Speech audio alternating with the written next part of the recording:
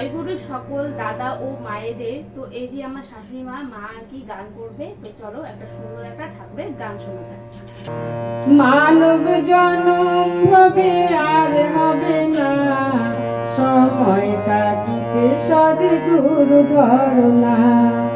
মানব জনম হবে আর হবে না, সময় থাকিতে সদ্গুরু ধরনা। সময় থাকিতে সদ্গুরু ধরনা।